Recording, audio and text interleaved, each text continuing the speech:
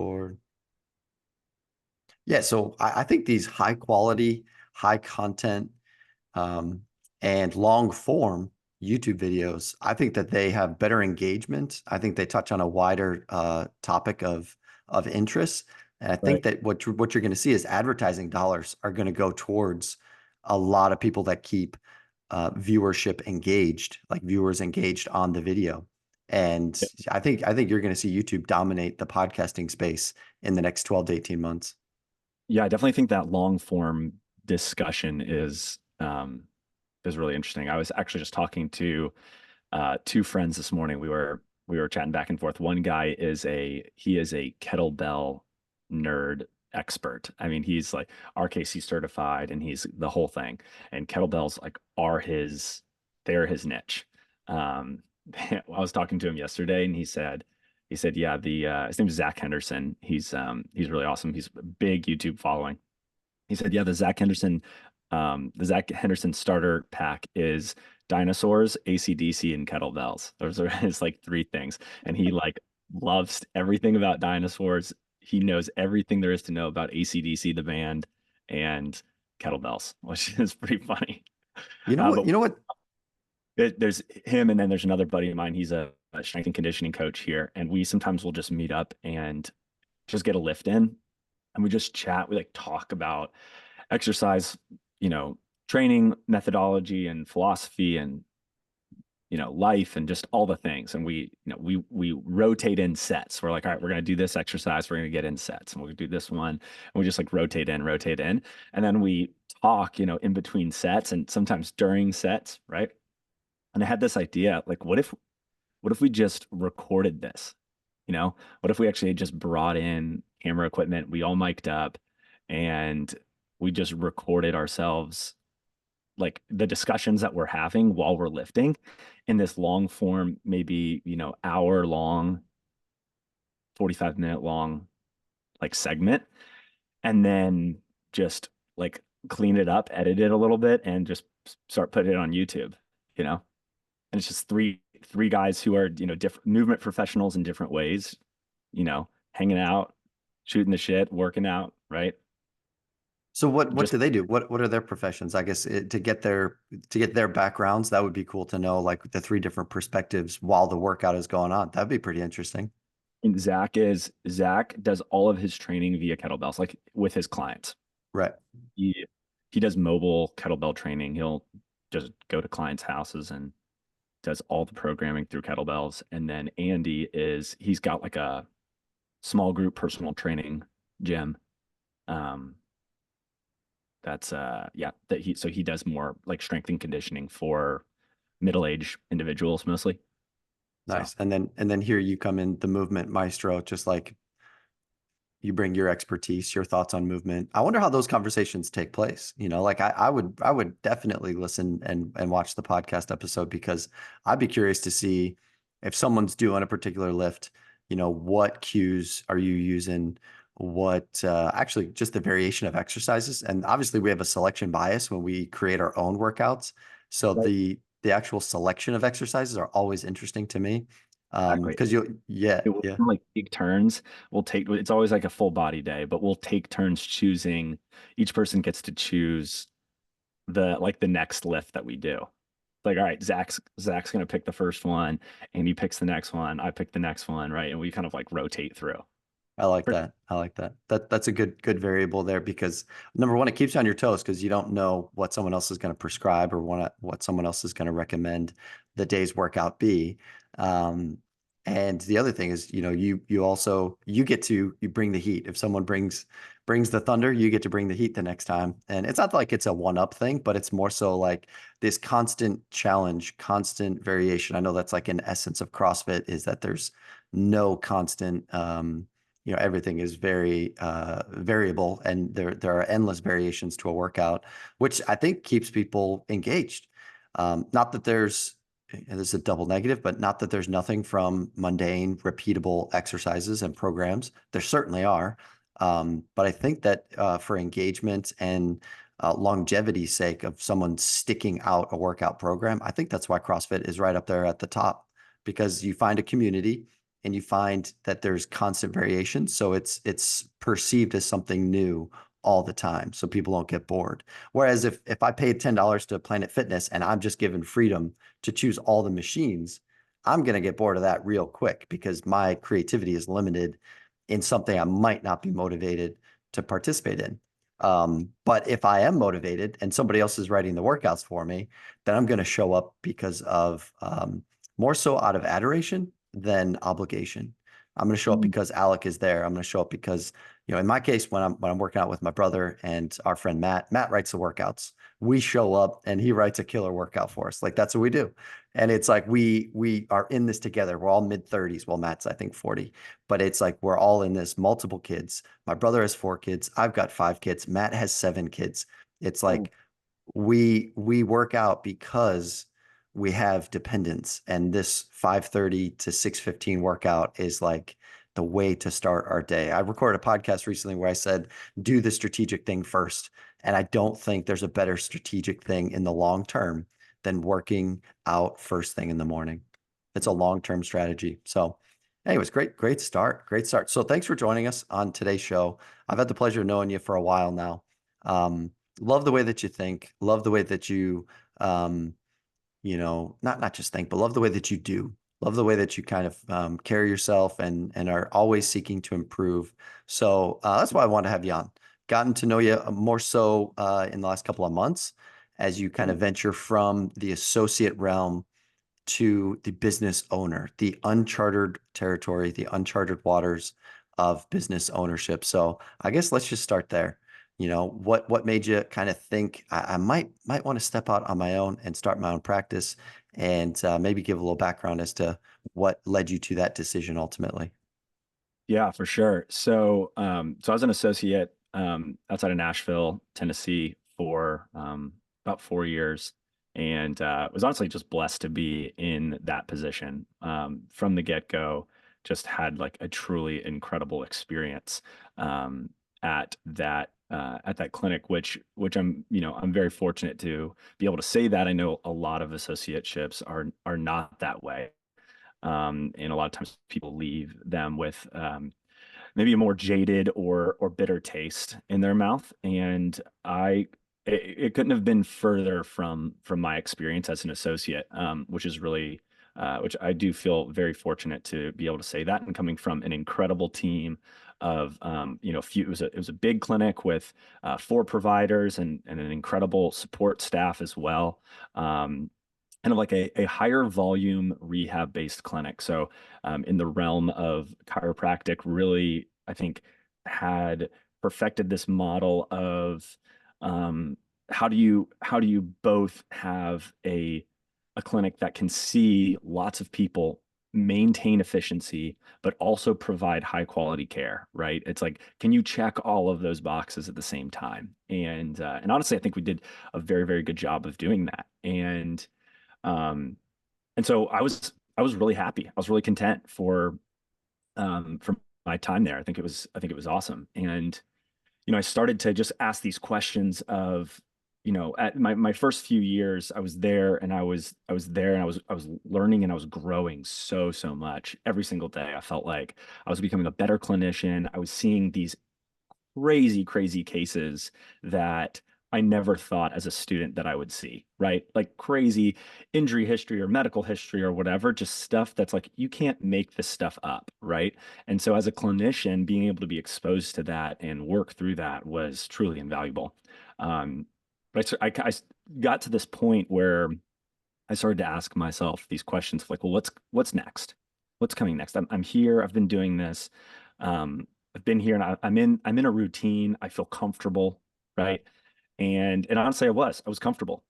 And I got to a point where I think I started to realize that I was almost getting too comfortable. Mm. And I wanted to know what was going to be my next challenge, what was going to be the next thing that was going to push me to grow further. And so I started asking myself those questions. Around that time, we reconnected at one of your dry needling courses, which was really awesome. And there were a few things that you said that weekend that started to, I think, get the wheels churning in my head even more in terms of what it would look like to potentially grow. And I think it was maybe not anything in particular, but just how you spoke about being a business owner, and how just how rewarding that was, and the challenges that you had, and your philosophy behind seeing people, and the way that I think just the way that you spoke about that really resonated with me and got me thinking about, maybe is this something that I could do? Because in my head, I never wanted to do that. In my head, I was very content being an associate and working with a team. And I was like, I want to see patients and I want to worry about being the best clinician that I can be. And I don't want being a business owner to interfere with that. There's way too much else that goes on, like managing patient schedules and insurance and billing and all of those things. I was like, that would take away from me as being a clinician. And I just want to be a clinician. Um, and then something started to switch, and I started to realize that, oh, maybe the idea of owning a business is different than what I thought it was. Maybe this is actually something that I can do. And so I started to ask those questions, and then um, not long after that, I had a question or a conversation with my dad, and he kind of just point blank asked me, "Hey, when are you going to go out on your own? You know, you've been here for, you've been doing the same thing for a few years. Like, when are you actually going to do this? When are you actually going to take the step forward and go out on your own? I think you're ready for it."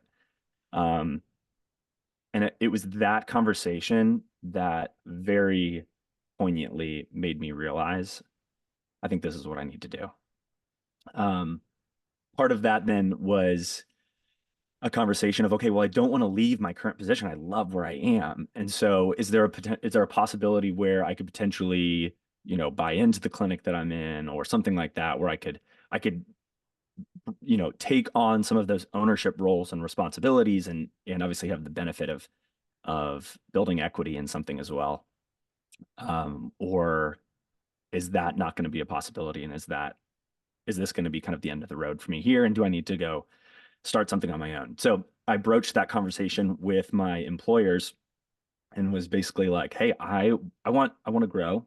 I am looking for ownership and for equity, and I want to build, and I want to invest in wherever I'm working. I want it to be an investment for myself. And long story short, that conversation kind of ping-ponged back and forth for a while, trying to work out and look at like what this might look like. And eventually it kind of came to a head where it was like, no, what I wanted, as in terms of what I was looking for and what they could potentially offer, like, I don't think either of us were going to end up being happy. And so it was actually like a kind of a tough thing to do. And as you know, that was a decision that took months. And from our very first call together, you were like, you're going to get there at some point. There's going to be a moment where you come to me and you say, I'm ready, I'm going to do it. And it's like, it's going to happen. It's like, it may not be today, it may not be tomorrow, but it will happen at some point. And so, yeah, that day happened eventually. And, it took the plunge back in the fall, and haven't looked back since. And it's been the best decision. Well, thanks for sharing a little bit of the backstory, because I think what people need to hear is that number one, you can reach a point of complacency even in a job that you love, and even at a job that you find, you even use the word happy, right? And I think clinically, we're all on this route or this road where we're striving for clinical excellence. And I'll never forget this, right? Like, I know you just said some, nice things about things I've said or shared with you. I'm gonna, echo this, right? Or I'm gonna return the favor. You did something on one of our calls that I've never forgotten, right? You used your hands, right? So you have to make sure you watch the YouTube video for this. But you said your clinical growth was, constantly going up and up every day, every week, every month, every year in clinical practice, but that your business, or I think you even used the word career, like your career growth, that was either not stunted, but it was just lagging behind. And so by constantly improving clinically, and then not having not having the career growth to match up with at least the rate, not exactly the same things, but at least the rate of improvement.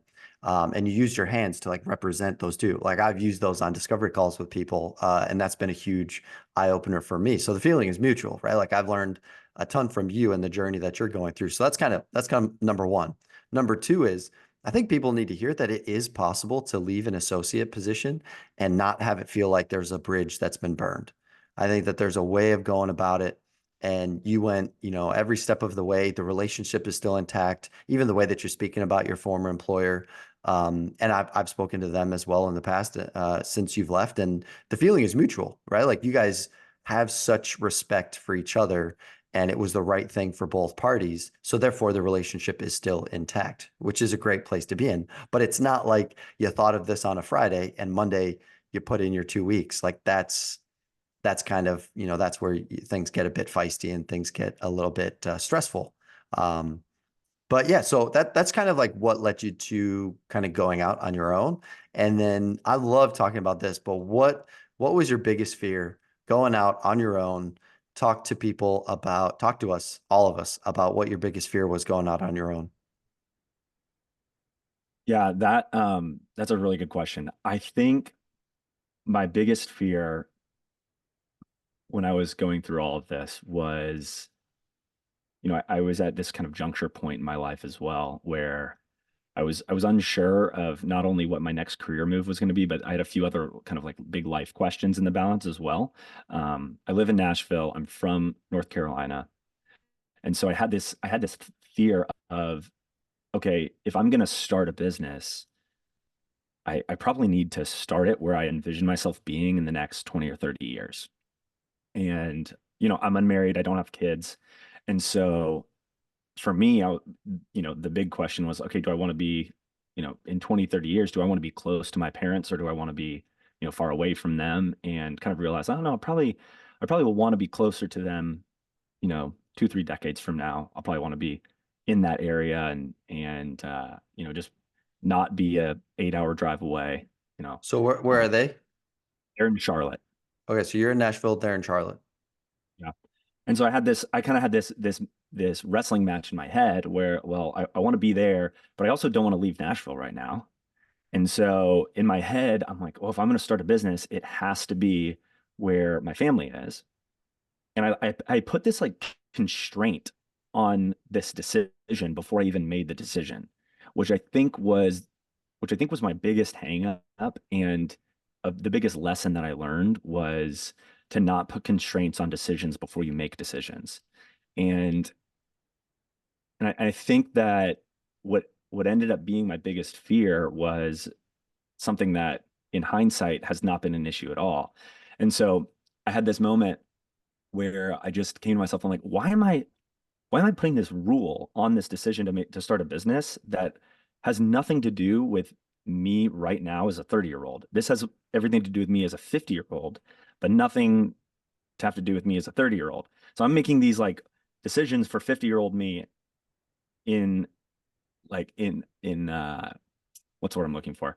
Um, at the expense of 30-year-old me's goals and happiness. And so, I think there's something to be said for, you want to make wise decisions, you want to, plan for the future and those sorts of things. But there's a limit where it can then become constraining to actually getting anything done.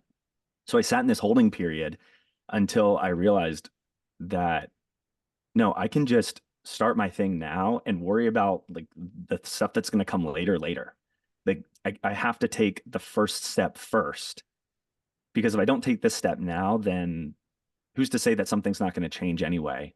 And that, 10, 20 years from now, like that moving back to my parents might not even be an option at that point, there could be so many other things that happen between now and then that change that restraint that I'm placing on it that I just need to start now.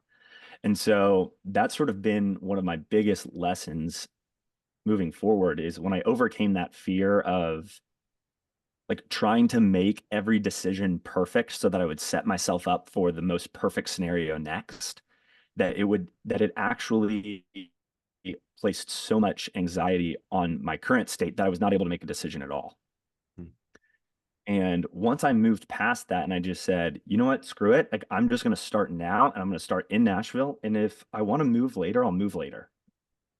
You know, there's nothing that is preventing me from doing that later other than this arbitrary rule that I've placed on myself. And so once I moved past that and I shifted my mentality to having a bias toward action, everything else became so much smoother.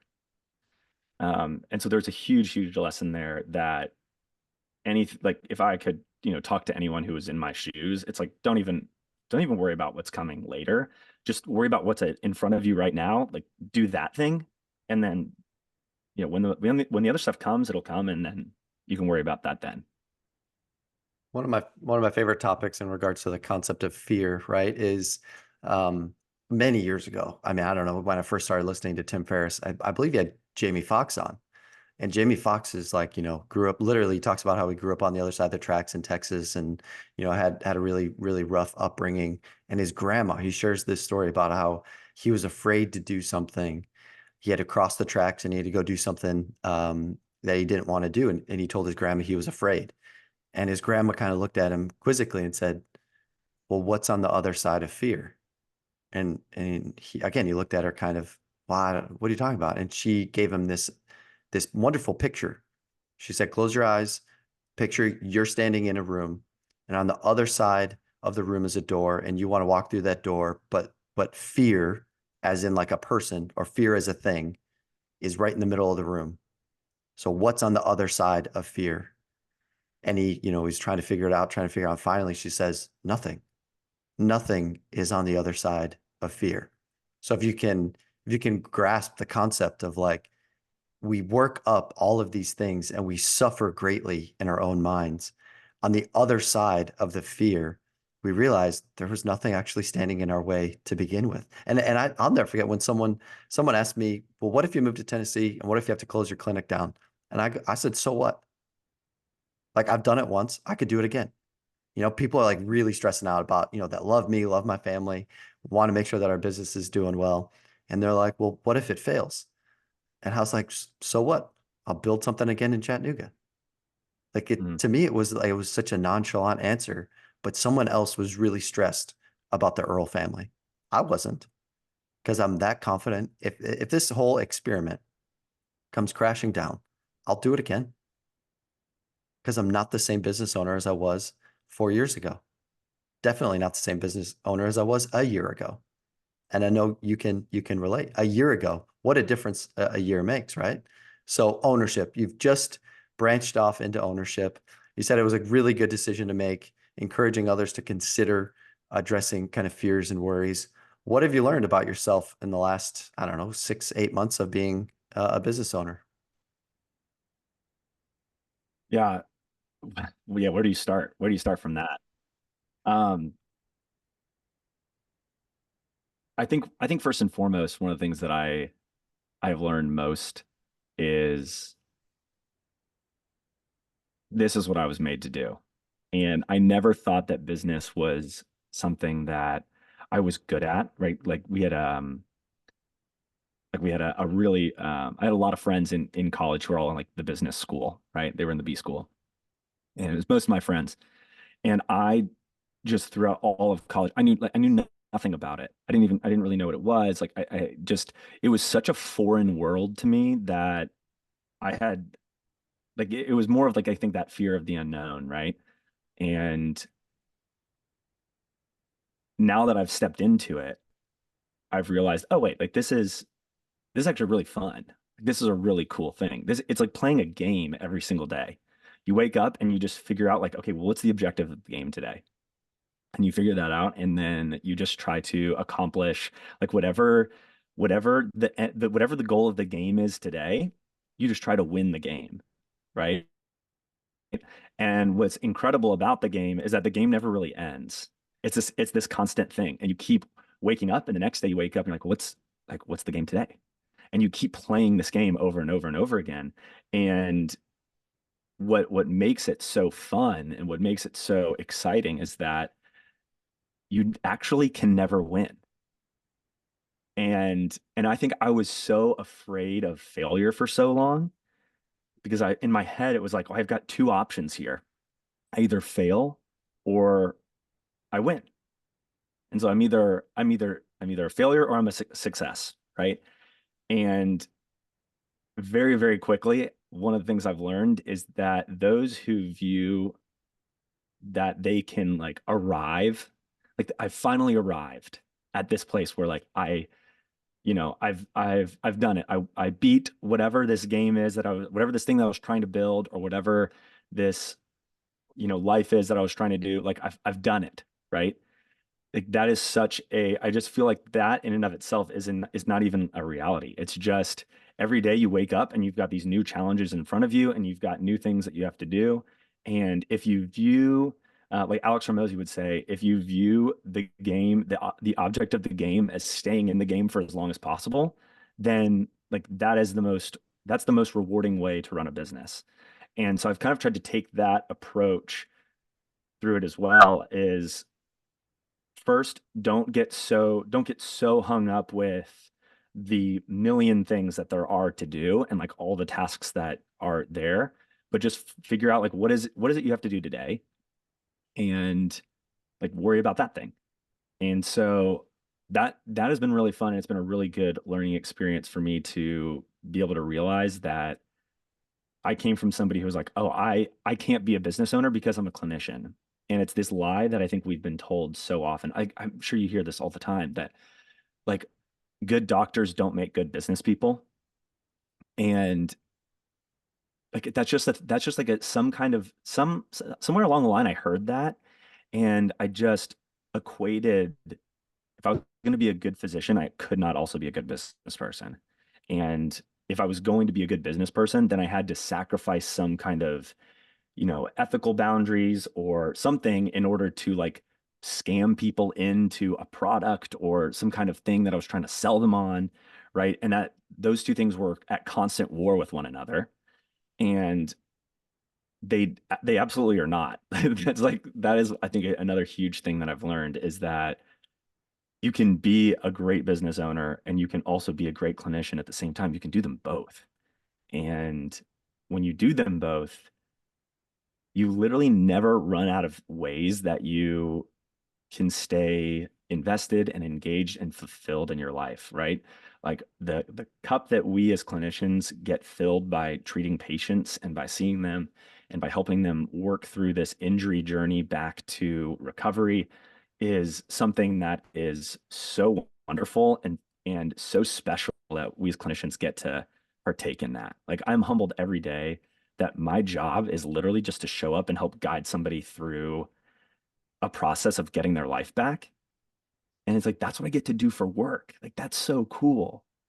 But then also there's this thing of, yeah, I actually get to like build and grow a business for work. Like that's what I do with my life, as I'm growing this child, like this thing, and I'm helping it, I'm curating it and helping it like foster into something that is incredible. And I get to do both of those things at the same time together. And that is so rewarding. And that is a gift of being a business owner that I didn't even realize was going to be so fulfilling.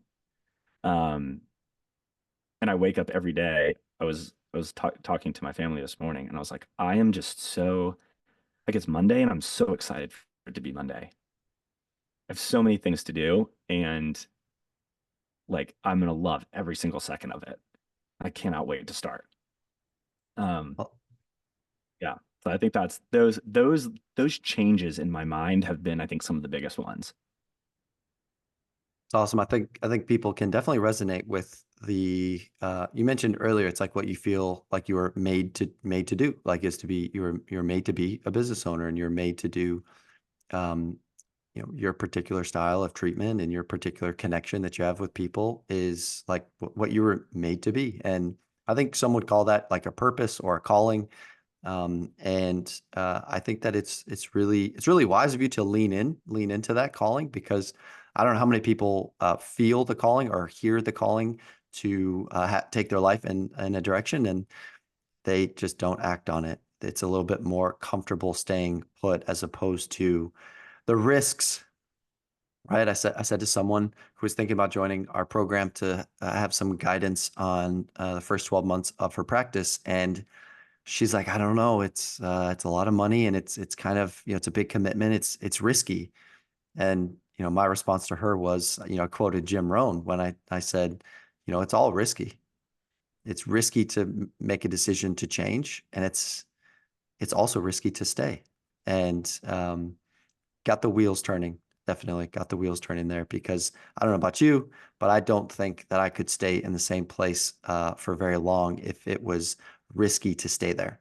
Once I realized it's all risky, I thought, well, I might as well make a decision that impacts my family, obviously provides for my family, but then also impacts the community that I'm a part of.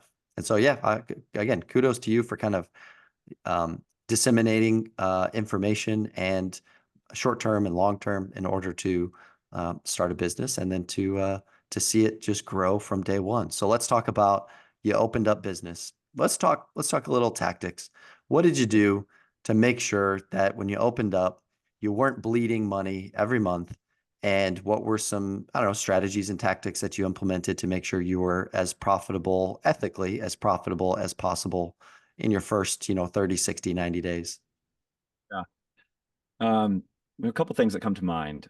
One is I started trying to build a little bit of a social media presence um, earlier on. Just created a professional account. I kind of toyed back and forth with, do I just convert the account that I already have into a professional account where I now start posting like clinical content, or do I create a new account that like kind of separates them?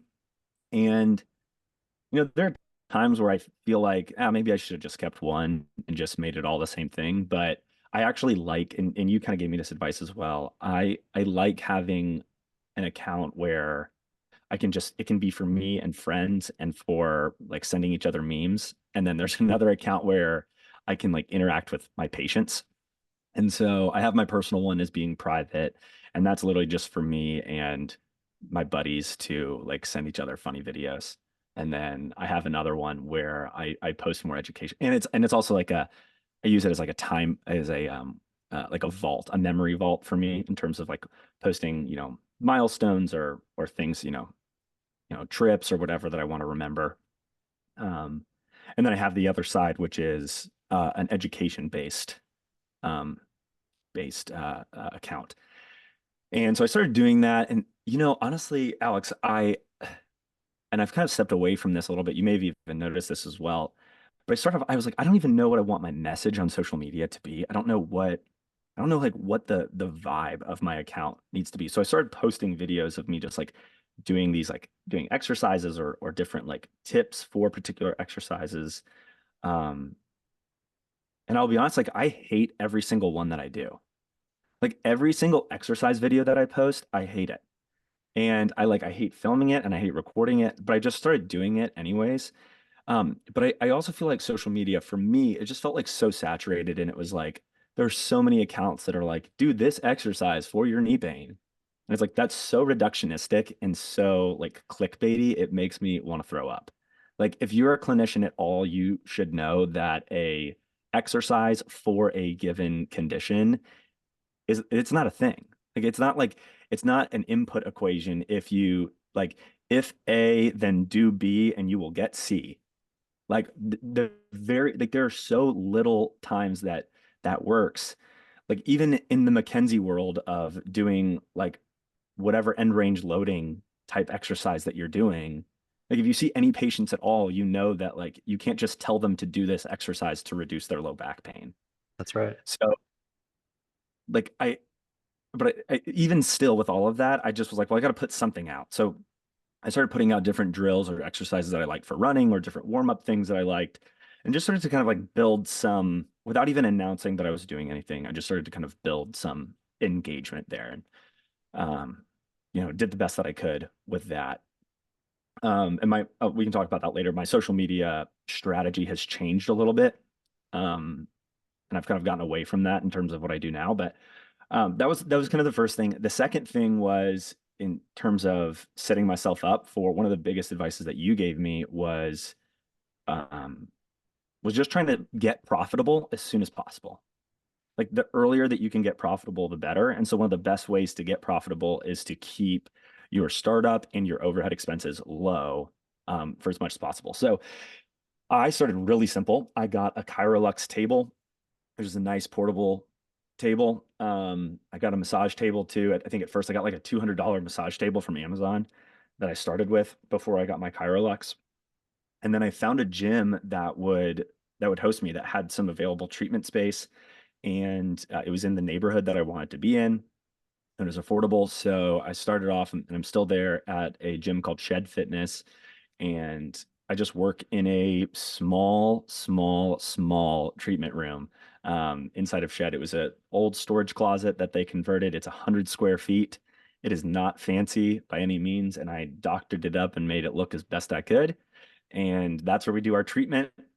And then I do my rehab in the actual the gym area.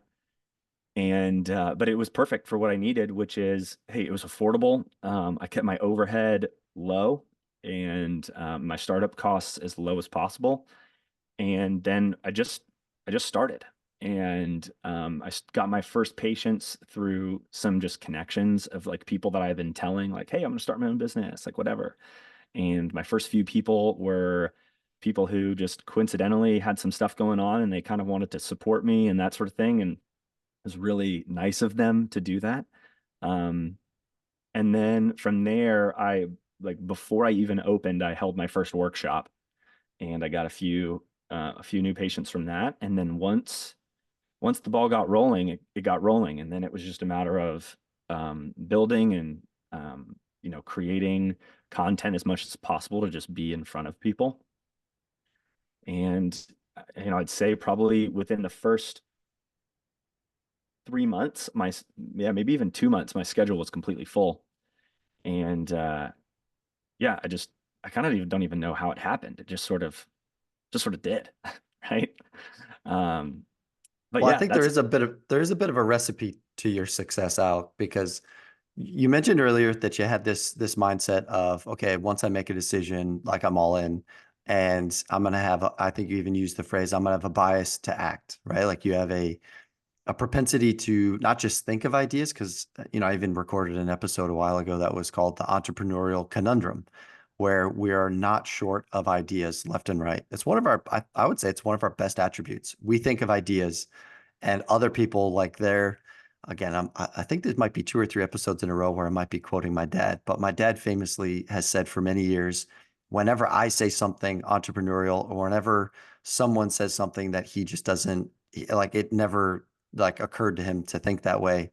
He says, my driveway doesn't connect to that road. It was like, I don't know how you came up with that. My driveway doesn't connect to that road. And I think that that's one of our biggest, skills, or one of our best skills, is that we think of ideas all the time. Some of them are ideas of what not to do, but an overwhelming majority of them are ideas that, like, hey, what we could do? There's a quote every business owner has said, what I'm thinking about doing? You know what I think we should do? What I think, this could be a really good idea. And then the ideas are actually, they're not bad. They're pretty decent ideas.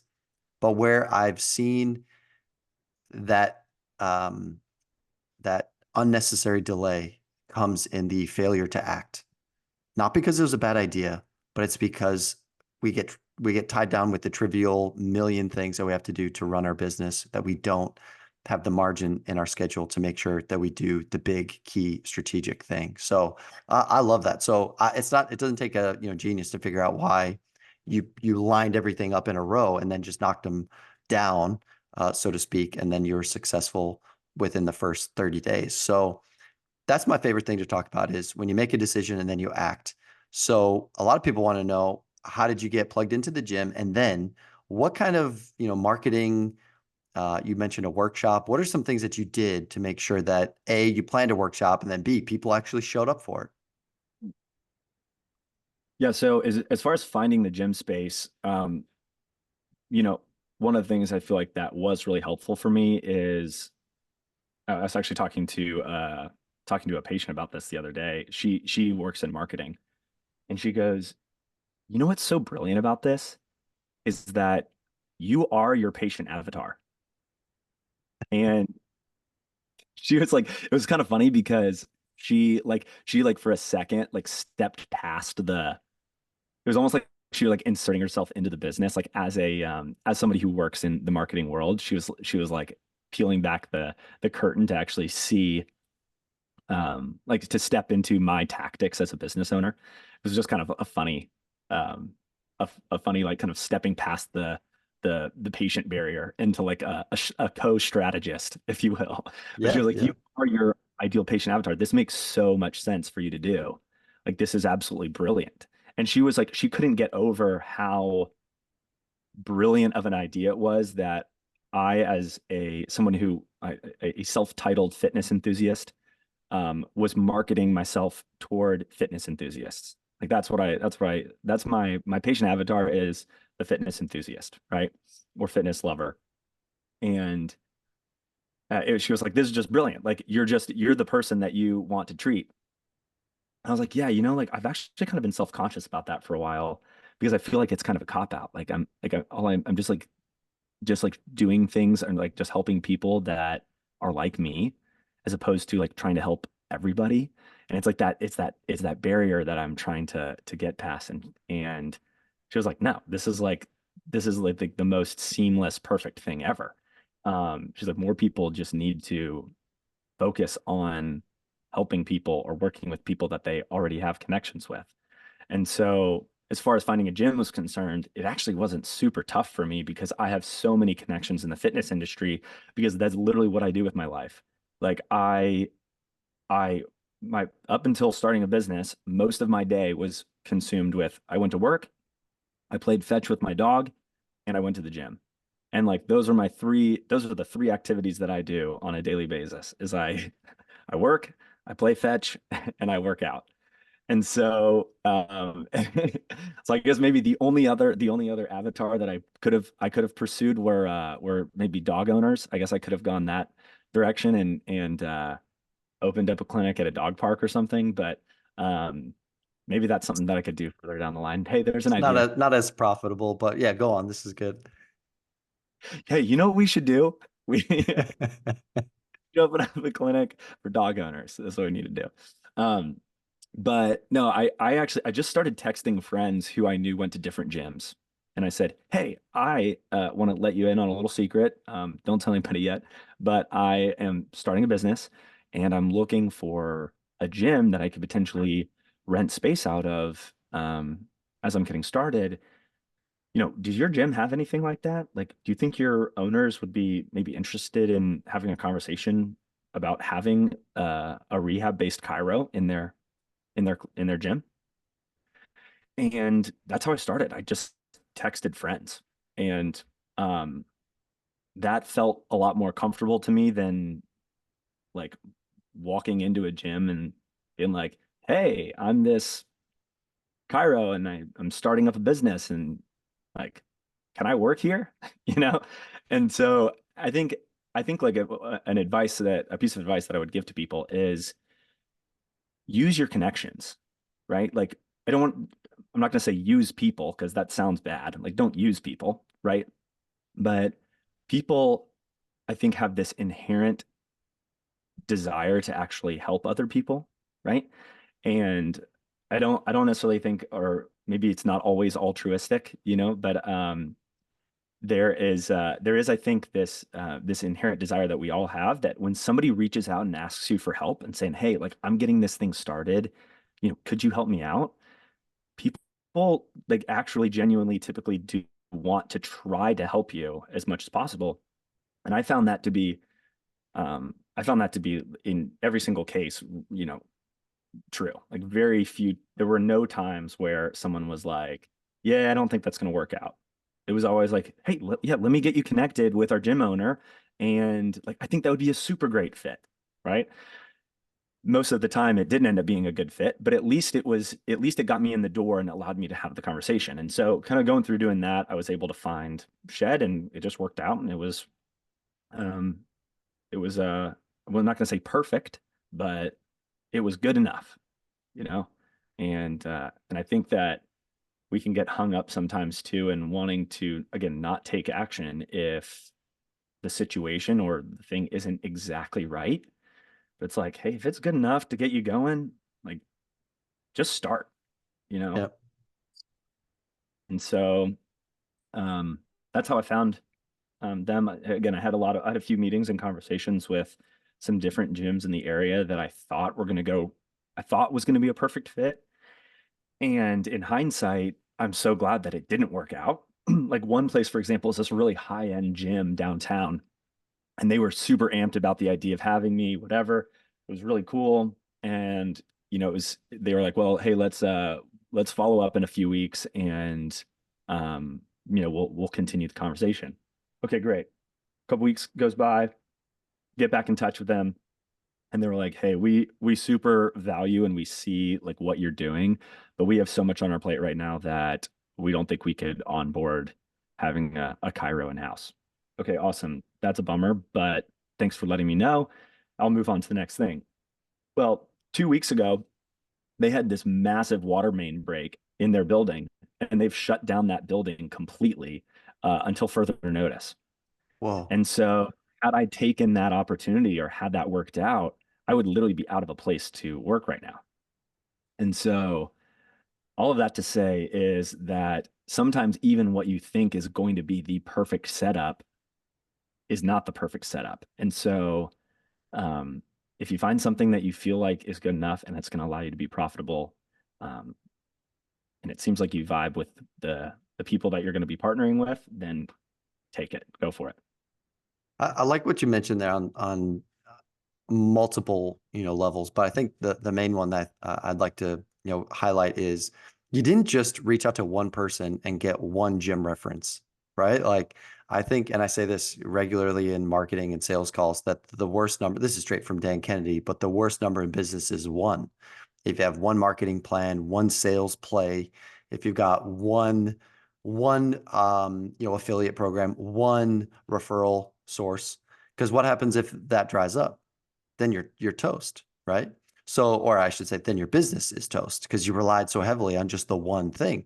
Where in my world, I got to be careful. I don't rely on just one employee. I got to make sure that I've got, some additional options, right? So that's why I'm always recruiting to make sure that I don't ever fall prey to the worst number in business. But I think a lot of people, and I'm saying this from experience too, so I'm guilty of this, where I reached out to a friend. Hey, do you know anyone that's got a gym that I'm looking to get plugged in? Found another chiro with gym space. This is actually when I first got started back in graduated in 2015. So this is 2015. First 6 months of my clinical practice, I rented from another chiro out west, out in Batavia, Illinois. And I just wanted to rent space, rent a room. And I didn't search anywhere. It wasn't a location thing. It was just, hey, who do I know would rent space from me? I'm not from me, that I could rent from them. And and I felt really trapped, really pigeonholed that it was like the one spot. And I just took it because I thought, nobody else wants me. There's no other options in the gym. Meanwhile, I didn't reach out to like any gyms. I just went to, two or three friends. And I only got this one person that said that he'd be willing to, have a discussion. And so by making a decision out of scarcity, I only lasted there, I think like 4 months, 4 or 5 months before I was like, dude, I have to drive 40 minutes to this guy's gym, like clinic gym, and I'm paying like a good amount, like that I couldn't afford when I was just getting started. And it wasn't all sunshine and rainbows when I got out there, right? Like it was, I still had to hustle, but it was much more difficult than I anticipated because I went into it thinking, oh, this is gonna be great, it's all gonna work out as planned. And I think everyone could know it didn't. So then when I reached out to my next place, I reached out to 4, 5, 6 other spots and almost had them like kind of bid for my business. They're like, hey, what does he bring to the table? What does he want? What does he treat like? And then I was able to pick the best option for my business because I wasn't limited to just one. And that was it sounds like the same with you. And yeah, no, you're in a great spot. You're helping your own avatar. I actually like what you said about the marketer. I liked that because for me, I could walk into a soccer clinic, I could walk into a soccer facility, and I'm right at home. That's my hobby. That's where my passion lies. Had a tough day with soccer yesterday, just with our son's team lost, then Liverpool lost, then my men's league lost. Like I just took a whole day of losses yesterday, but it was like a day of soccer, and that to me is like that's easy for me to get lost in soccer. So for me, my patient avatar would definitely be college, high school, college, or professional soccer players. I could get lost easily in treatment of just the avatar there. So it's not lost on me, the marketer that picked up on that, because what I wanted to say earlier was there's something to be said about you being your own avatar because it gives you more credibility to your customer base because you already understand what makes them tick and what drives them. Once we have a connection on why someone has come to the point where they feel like they trust us for whatever reason, they trust us. They definitely trust you, right? And you're a likable, well-spoken individual, so it's easy for people to trust you right away, right? Other people, they might have to earn trust over time. But what it does is it builds credibility. And when you have the credibility, you have that connection and you can actually, run a pretty successful business and it can be profitable because people aren't worried about your prices because you understand them. Sure, maybe they would wish we were a little cheaper, but they're not going to go price shop because if their options are, Tom, Dick, and Harry down the street that are 29, 39, $49 an hour, or they go to Alec, who understands them, can get them back on the journey, get them back on the path towards the journey that they are wanting to in their own fitness life. My goodness, 150, 200, 250, even $300 in some of the cases of our clients. That is absolutely on the docket. You can absolutely charge those rates because you're viewed as a trusted and authority figure in their life because you understand them. It starts with understanding. It's not about chiropractic care. It's not about physical medicine and rehab. It's about a basic level of understanding. You understand your people in Nashville, so they are willing to come see you. It's like that's your business model right there. No, exactly. Yeah, I think one of the things that I have also learned in getting started, exactly as you said, was um, I had been told multiple times throughout my life and my career that uh, being a rehab chiro is a really great way to um, it's a really great way to like earn a living, you know, and but like it kind of just stops there, you know, and I got to this point where I was like, I don't think that, and I think this is part of previously being in an insurance based model, but I had this feeling that I'm like, I don't feel like the people that I am treating like actually value me as a clinician, right? And as far as I'm trying to think of how to say this, like I don't think that in two ways. I don't think that the insurance world and the insurance model values us as rehab chiros in the way that we should be valued. That's number one, right? I think just if you look at reimbursements, it's almost like insulting what we get reimbursed for care, right? Um, I wouldn't even say it's almost insulting. I think it is insulting. It is, yeah. It is insulting what we get reimbursed for for a session. And because of that, I found that patients that were in network ultimately ended up valuing their insurance benefits more than they were valuing the care that they were receiving. And for a long time, I just placed that blame on, not blaming the patient for doing that. Like they have insurance and they want to use it. And it's like, that's fine. I was placing that blame on the system, right? This is the fault of the system.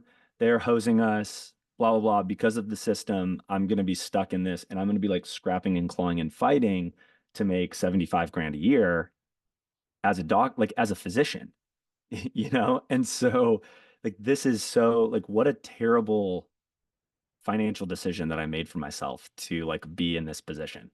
But then also thinking I'm like, well, this is a better situation than being like one of those like sleazy docs that ropes people into these, year-long care plans and these binding contracts and all of these things. And then, they're just trying to do this so that they can, make a quick buck or whatever. I'm like, well, at least I have my integrity intact, you know, even though the ship is sinking, like by God, I'm gonna stay on that ship until it sinks, right? And and then I what I started to realize is like as soon as I got out of network and as soon as I was like, I'm not accepting these constraints of insurance anymore, my I expected that patients would not want to come in because they wanted to use their insurance. And I'd been told that, people they just want to use their insurance. We got to accept insurance because people have it and they want to use it. And, honestly, I've just gotten to the point where, people will ask that. It comes up most of the time. Most of the time, people though will say, as I'm having conversations with them, I'm assuming you don't take insurance because they see already that as I'm talking to them, like, oh yeah, I'm going to get so much more value from this appointment that I've gotten literally anywhere else. Like the fact that they're getting one-on-one time with a physician for 45 minutes to an hour. Like if you go to your PCP, you're, you might get to see your PCP if you're lucky, right? It probably is just like the PA, right? But you may actually get to see the physician that's there. But if you do, it's for less than 5 minutes, you know? And so as soon as that they're realizing, oh wait, like I get to be with this physician for an hour, they already know that the insurance world, that this is something that's different than what's accepted in the insurance world. And so kind of one of the things that I, a little bit jokingly say is like, yeah, unfortunately, I would love to take it, but insurance just doesn't accept me, really, is what it ultimately ends up coming down to, right? They don't see the value of what I'm, providing. And so, it just works better for everybody to be able to step away from that. And then, you know, they don't dictate the care that I can give you. And we actually get to do the things that are going to get you better, as opposed to doing the things that they say they want us to do. Um, and so even though that insurance question comes up, it's I thought it was going to be this huge barrier that I was going to constantly have to fight. And it's literally like not a barrier at all for most people. Once they actually see and they identify that, oh, you get me, you understand me, this is going to be so much more personalized care and attention than I'm going to get anywhere else. It's not an easy sell by any means, but the whole insurance conversation kind of becomes a moot point. Yeah, I think that as you were saying that, this political reference came to mind, which is one of the biggest or most damaging narratives to a political candidate as they're running for office is a narrative that changes the public's preconceived notion of that candidate, right? So picture Mitt Romney running for president, and he made that comment about he's got binders full of women. He's talking about candidates, but here he is, this religious, devout, I think he's Mormon, right? But he's like, you have this picture in your head of like who Mitt Romney is and what he stands for. And just that one sentence of I've got binders full of women, like just changed a lot of, at least 50% of people's opinion of him, right? He also put his dog on top of his car. So there's like, well, he's an inhumane, Mormon. And but it changed the preconceived notion of who he was like as a person. And I think that what we do when we're talking to people who either automatically assume, like in your example, automatically assume we don't take insurance, or we have to break the news to them that we're out of network with their insurance. We're changing their preconceived notion of what we as chiropractors do, because all chiropractors take insurance, right? So that could be earth shattering, and that could be very damaging if you allow it. If you allow it to be damaging to the relationship, instead, like you said, I reframe it and I lean into it, right? So I like what you said about, insurance just doesn't accept me, because it's so true. We're spending more and more time with people, with patients. Insurance reimbursements are going down year after year, which is fine. It's a business. They're free to choose whatever they want. I just refuse to be the victim in this story. And I think you do too. I refuse to be the person that communicates from a place of low status, which would be like, hey, I don't know, your insurance is just paying us $13 for you to get adjusted. I'm not gonna play that game. And I'm also gonna refuse to blame the patient for like you said, a system that they either don't know or don't know that they're allowed how to play the game. And I do view insurance as a game. So I do like to ask questions like, is using your insurance the only reason you would come see me? Or if you want to use your insurance, why don't you go down the street? Because I've got a lovely clinic that will spend 5 minutes with you and they will adjust you and you can use your insurance there. Oh, no, no, I want the 45 minutes with you. Okay, that's perfectly fine too. You won't be able to use your insurance here because your insurance is not eligible here, right? Like this is just kind of how I reframe that. That's like, if you really value your insurance, perfectly fine. No sweat off my back. Perfectly fine. Go to a place that accepts your insurance. If you want an outcome and you want to participate with someone who actually understands what you're going through, then you come to Alec or you come see me. That's kind of how we address it head on, because most people call up the chiropractor and they think, oh, it's just a $20 copay. Or it usually costs me $20. Yeah, in like 1990 and then 2000 and 2010, it might have cost you $20 for a copay, but the times are a changing.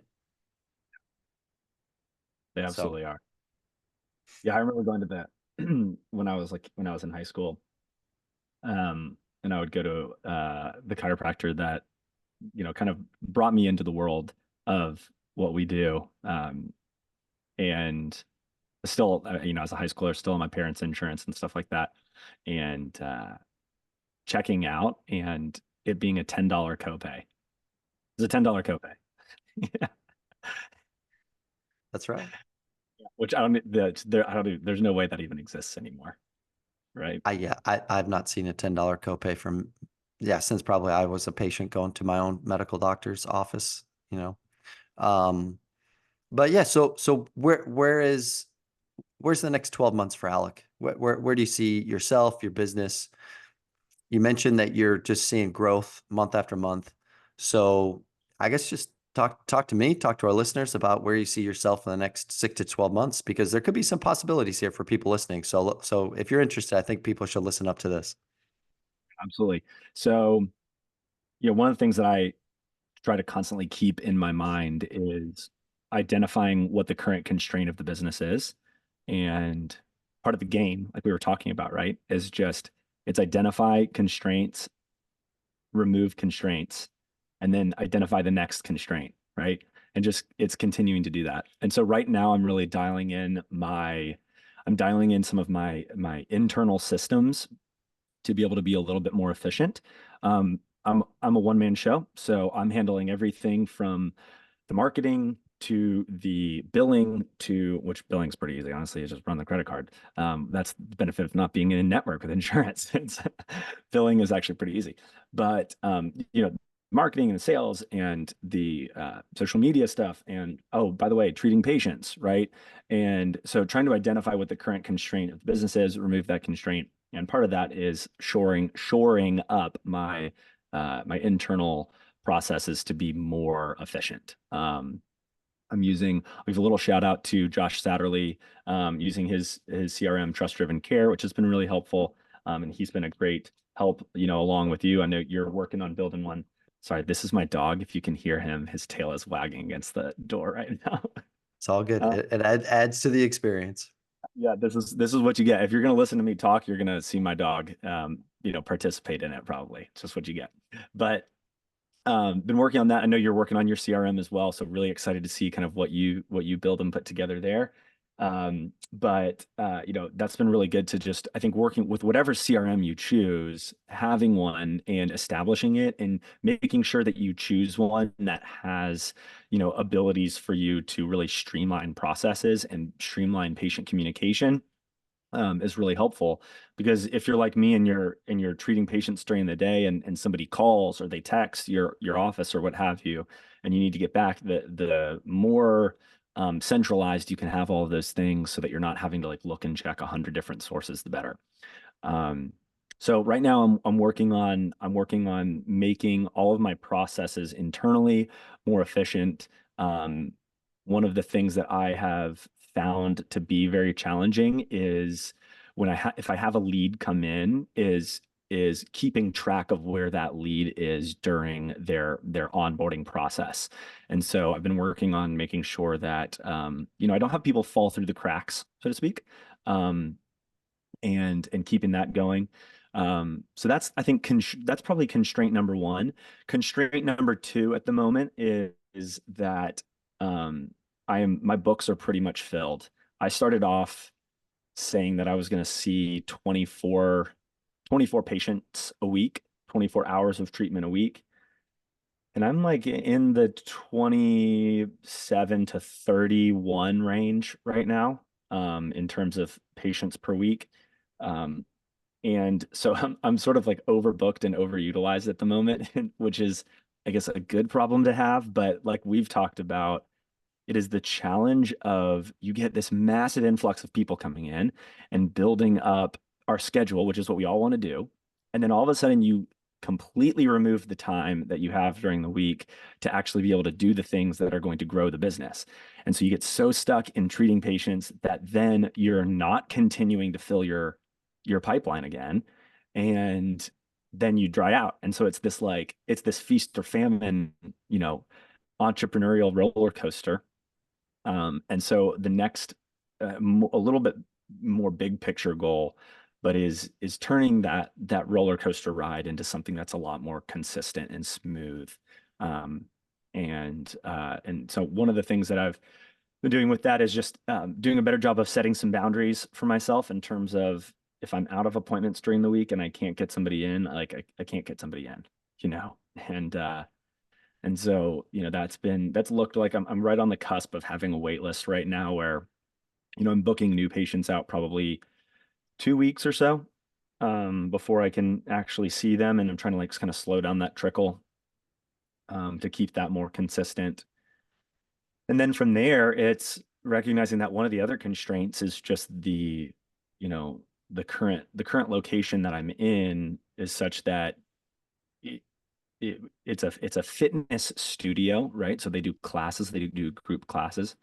And when there's classes going on, it's really chaotic and it's hectic and it's loud. And so I try not to schedule patients during that time if I can. But sometimes it's unavoidable. But that being said, it does kind of like limit my hours a little bit, from that standpoint. And so I'm looking at the potential option of, expanding my brick and mortar to something that is, that's bigger, that has the ability to, potentially hire on a staff member at some point. Because right now, just in my setup, I don't really have the ability to hire somebody to be in office with me. There's just like not the physical space for them to be there. Right. Constraint. Looking at that and weighing out, all right, if I 3x my overhead and, and to be able to get a space on my own, is that you got to run the numbers and you got to actually see from a profitability standpoint, will this increase in space or this new location actually, from a profitability standpoint, help me grow? Or is this just going to be something fancy that I get this ego boost because like, oh, look at this really nice, this gym setup that's my own. But, oh, by the way, like it's completely tanked and hosts my profit. And so that is, some people may want a business that looks like that, where it's real, like cool and clean and all that stuff on the outside and like looks really sexy and stuff, but they're on the inside, when you actually look at their balance sheet, they're dying. Personally, that's not the kind of business that I want to run. I'd rather keep things really simple and lean and, provide some really good care for my people and be super profitable in the meantime, you know? And so running those numbers, making sure that that fits, that's, I think, a big task item for me. Um, and, uh, and then I think the last thing in terms of my next 12 months is, big question that I've been trying to ask myself. And I'm sure you see this too in your patient journey, but you go through walking someone through this injury recovery process, and they get to the end and it's time to like dismiss them. And then it's this big, like, okay, well, now what? Now what do we do? And for the longest time, especially, you know, if I think about my runners, I think my running population, a huge part of rehab is teaching them how to strength train and how to lift and how to manage their nutrition intake, because a lot of them are undernourished, and there's all these different factors, and they don't sleep well. And so you're working with them on all these things. And while they're in your care, they do super well with it, and they're learning, and most of them they graduate, so to speak, and now they actually see and they understand the value of strength training. But then they get to the end, and it's this big, well, now what do you do? And so I try to cram all this information into the last few sessions of their discharge of like, okay, so on this day you're going to do this thing, and on this day you're going to do this thing, and then on this day you're going to do this thing, and write this all down and put it in notes in your phone. And you're going to keep coming back to it, and I'm going to have you do this every single day, and then I'm going to see you in 6 weeks, and hopefully you've done it perfectly and you're not messing it up. Good luck. It's a Right? lot. It's a lot. And I also just every single time I'm like, this is not. I spent the last 8 to 12 weeks with this person, rehabbing their tendon injury, rehabbing their bone stress injury, whatever it might be, and providing like really good care and really good value for them. And now in the discharge, I feel like I'm providing like the worst possible guidance that I could, or like that they deserve, but it's the best that I can do.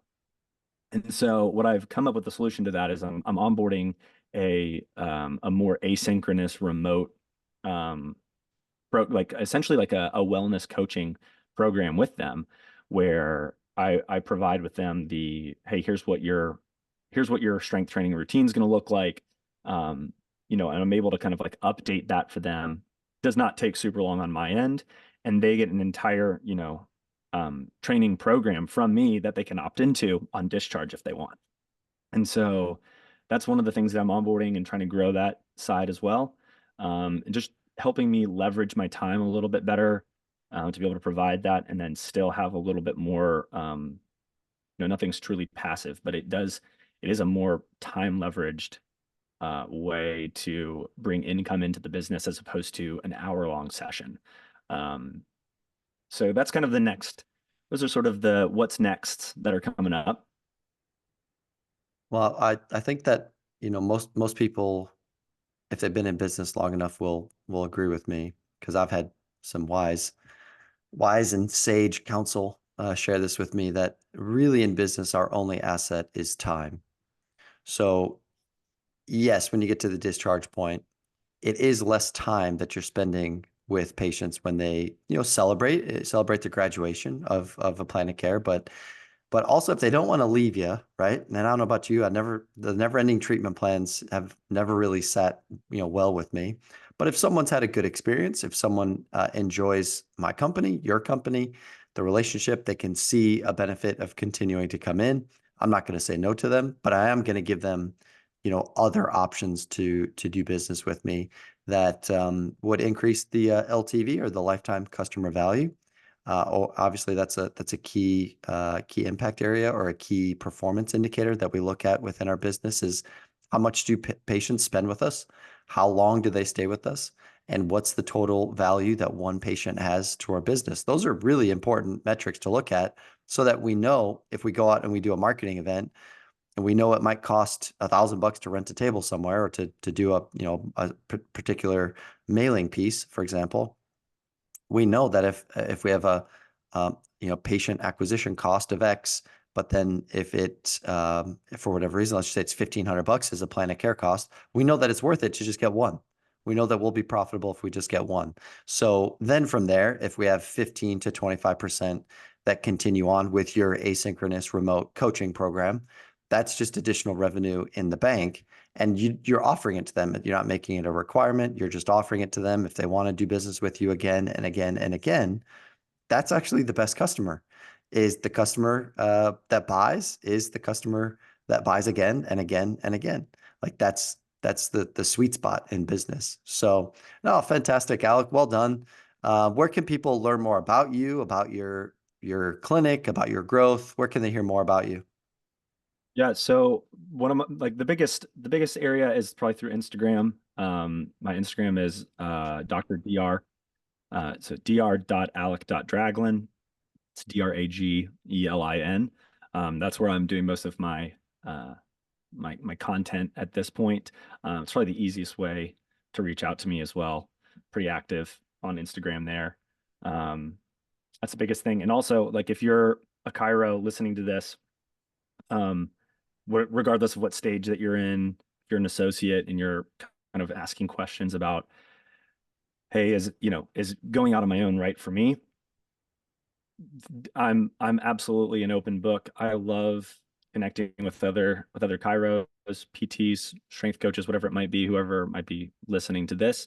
And I'm happy to always hop on a call and share my experience and talk through things.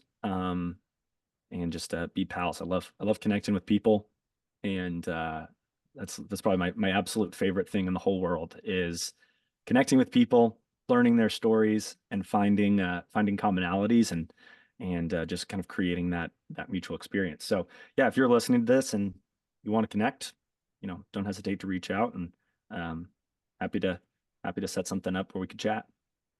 Excellent. Well, thanks again for coming on today, Alec. And we'll make sure all of that is in the show notes, where to get in touch with you. And yeah, again, thanks for coming on and appreciate the sage advice. Less than 1 year in business. Yeah, wow, a lot of good pearls from today's show. So thanks again for coming on. Of course. Yeah, thank you so much for having me. This is a blast.